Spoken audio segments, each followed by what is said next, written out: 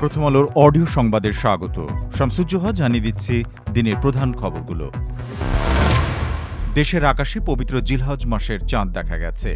আগামী ১৯ মে মঙ্গলবার থেকে জিলহজ মাস শুরু হবে এবং সে হিসেবে ২৮ মে বৃহস্পতিবার সারা দেশে পবিত্র ঈদুল আজহা উদযাপিত হবে। সোমবার সন্ধ্যায় জাতীয় মসজিদ বাইতুল মোকাররমে জাতীয় চাঁদ দেখা কমিটির সভা শেষে ধর্মমন্ত্রী কাজী শাহ মোফাজ্জল হোসাইন কায়কোবাদ এই সিদ্ধান্তের কথা জানান। এদিকে পবিত্র ঈদুল আজহা উপলক্ষে দেশের সব তফসিলি ব্যাংক ২৫ থেকে ৩১ মে পর্যন্ত টানা ৭ দিন বন্ধ থাকবে। তবে জনপ্রশাসন মন্ত্রণালয়ের প্রজ্ঞাপনের ধারাবাহিকতায় আগামী ২৩ মে শনিবার এবং ২৪ মে রবিবার ব্যাংকগুলোর সব শাখা ও উপশাখা স্বাভাবিক সময়সূচি অনুযায়ী খোলা থাকবে। পোশাক শ্রমিকদের বেতন বোনাস পরিশোধের জন্য ঢাকা ও চট্টগ্রামের শিল্প এলাকার ব্যাংকগুলো ২৫ এবং ২৬ মে সীমিত পরিসরে চালু থাকবে। ঈদুল আজহা উপলক্ষে দেশের সব সিএনজি ফিলিং স্টেশন টানা ১৩ দিন ২৪ ঘণ্টা খোলা রাখার নির্দেশ দিয়েছে সরকার। মহাসড়কে যাত্রী সাধারণের যাতায়াত এবং যানবাহন চলাচল স্বাভাবিক রাখতেই এই সিদ্ধান্ত নেওয়া হয়েছে। জ্বালানি ও খনিজ সম্পদ বিভাগ এই বিষয়ে প্রয়োজনীয় ব্যবস্থা নিতে পেট্রোবাংলাকে চিঠি পাঠিয়েছে।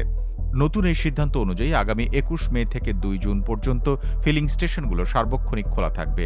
চিঠিতে জানানো হয়, জ্বালানি সরবরাহ স্বাভাবিক রাখতে ঈদের দিন সহ এর আগের ৭১ দিন এবং পরের ৫ দিন এই বিশেষ ব্যবস্থা কার্যকর থাকবে।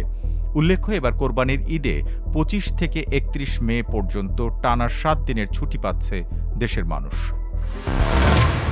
জুলাই জাতীয় সনদ বাস্তবায়ন আদেশ এবং ২০২৫ সালের গণভোট অধ্যাদেশের ৩ ধারা ও তফসিল প্রশ্নে জারি করা রুলের শুনানির জন্য আগামী ১৭ জুন দিন নির্ধারণ করেছেন হাইকোর্ট।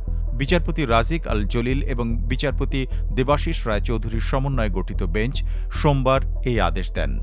জামায়াতে ইসলামের জ্যেষ্ঠ আইনজীবী মোহাম্মদ শিশির মনির জানান, জামায়াত ও দলটির ৬৬ জন সংসদ সদস্য এই রিটে বিবাদী হিসেবে পক্ষভুক্ত হয়েছেন।